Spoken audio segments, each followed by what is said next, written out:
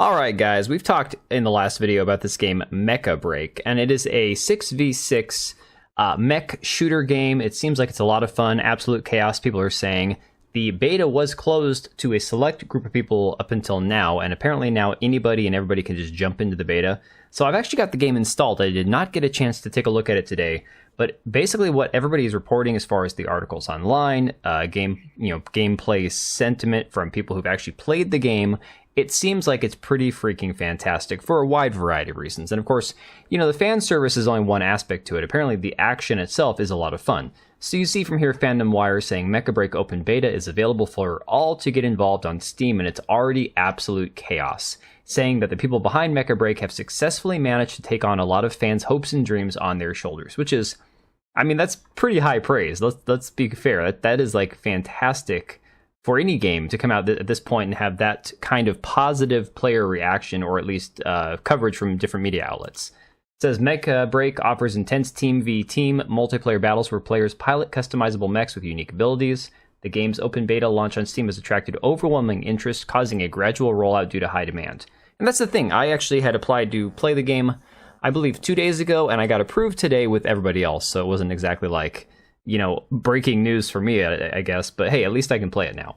Players are optimistic that Mecha Break could become a mainstream hit if the developers continue to deliver. It says the wait is over. Mecha Break, the highly anticipated new title from Amazing Season Games, has just launched its open beta phase on Steam, and players everywhere are diving in head first. It combines the thrill of fast-paced multiplayer action with the sheer joy of piloting massive customizable mechs. If you've ever dreamed of unleashing your inner Gundam pilot, this is the game you've been waiting for.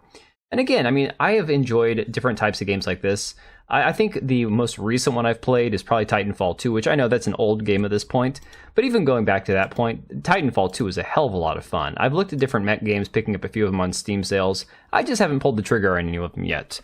But I think what's even more impressive is the fact that the amount of fan service that has been crammed into this game on top of top-notch gameplay is absolutely staggering to behold.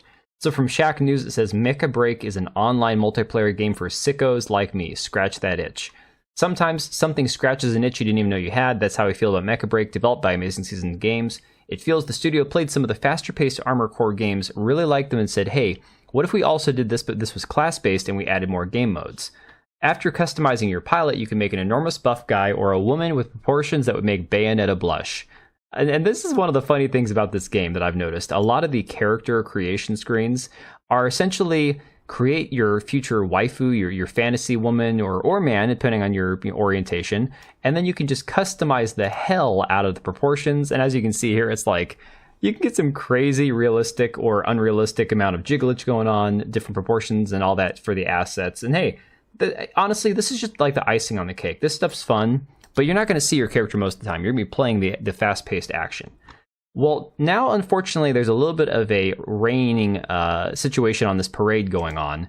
Grums reported earlier today that Mecha Break is censoring the word Trump. Now, again, you don't have to be too political. You don't have to think Trump or Kamala or any of these guys that are running for office are worth talking about or even voting for. But this is a very strange situation to behold here. Apparently, they left Kamala and Biden alone. He said, I've gotten a report that Mecha Break is censoring Trump from chat, but not Kamala Harris or Biden. I tested it myself to verify. I reached out to their community manager to ask about this obvious political interference in gaming. And yeah, you can see right here in the actual chat, it says, God, Triceratops, something, Tricera, whatever, Rock and Stone, blah, blah, blah. And then, of course, somebody's like, blank versus Kamala Harris versus Biden. That was Grumps. And the word that's blanked out is Trump. Why? I have no idea. The funny thing about it is if you were going to try to black out all political candidates, Trump would be the one that would somehow slip through the cracks, because you could use the word Trump as in you trump something or something's trumped up. Biden and Kamala, those are very obvious political candidate names. So it's very strange that Trump was censored, but Biden or Kamala Harris are not. But again, we've seen this kind of stuff coming from different games. We've talked about how this game Capes, after working with Sweet Baby Inc., was banning users from their Steam forums after people were criticizing, the fact that they had worked with Sweet Baby Inc. and the response from Daedalic Entertainment's strategic community manager, whatever his position was. And unfortunately, so many of these companies will react in a very negative, knee-jerk response basically doubling down on attacking gamers rather than issuing a proper apology. But luckily for you guys, I was really worried I'd have to make a different type of video. I thought this was going to be very negative when it comes to Mecha Break. Apparently, they have fixed it. Grum says a couple hours after I reported it, Mecha Break has apologized. The Mecha Break used a third-party firm to source their censored word list, which included the word Trump but not Biden or Kamala Harris. And so here's the really weird part. This is the weird part about this situation that we definitely need to dive more into as we get more information. Mecha Break put this statement out and said, "Attention pilots, during the past few days of our playtest, we have received feedback that our list of censored words in the game chat was in need of some refinement. If you've been offended by any player language in chat, please accept our apologies. English is not our team's first language, as we are an Asian game studio and have never attempted to launch a global game before. We sourced a list of words from a third-party company, which included words for multiple languages that would not likely come up during gameplay, as game chat is primarily intended to be used for team coordination. We are currently in the process of revising the censored word list and making changes in real time. If there's any hurtful words or phrases that have been missed, or censored words you believe should be uncensored, please send them to our customer support." Well, I don't think any of the words should be censored, at least nothing that's, common everyday usage like Biden or Harris or Kamala or Trump. None of those words should be censored at all. But the concerning part is the fact that they're saying, they used a third-party company to essentially come up with a censored word list. And of course, Grum says, please stop using woke consulting firms. They apologized and then said they're revising the list, but, we need to keep this up because, honestly, we can't keep having this situation. Wasting Sanity on Twitter says they are a massive CCP gaming company, but they also have an office in Silicon Valley, so they are surrounded by woke. And I do think that there is a certain fascinating element to the fact that you have a game which, again, does have involvement of the CCP, I'm sure. I'm not going to make any wide-reaching claims about how heavily involved the CCP is in this game specifically.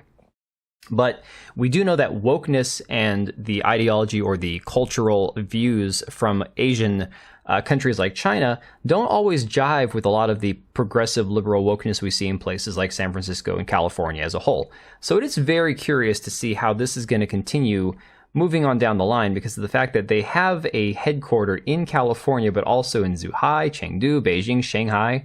It is going to make it very interesting to see how much of these third-party influences they're going to allow in their game moving forward, especially after receiving feedback from the players about situations like this, in particular, the censorship and all that being a very bad look for them, in my personal opinion. So I'm going to give this game a try. I'm going to probably play it for a little bit tonight. Maybe I can actually talk about it on Monday when we do the live stream and actually give my thoughts on the game. But I am very curious to see if this is going to be a long, ongoing situation with them. If they're going to hey, you know what? We need to shut this down. No more of this censorship crap. Drop the third-party consulting firms. None of this garbage in our game. But yeah, let me know what you guys think about all this. Let me know if you're going to be playing this game, and I will catch you later. All right, and if you made it this far, thank you so much for watching the video. Thank you for being here. I do have two channels, Minimal Effort Podcast, as well as my gaming channel. I do have a Twitch and Kick for my gaming channel. We do live streams over there occasionally, maybe once a week. And then if you are in the market for a new PC, make sure to check out Meta PCs. Click the link I have down below. Use code TBO at checkout for a special discount. Thanks again for watching, and I'll see you next time.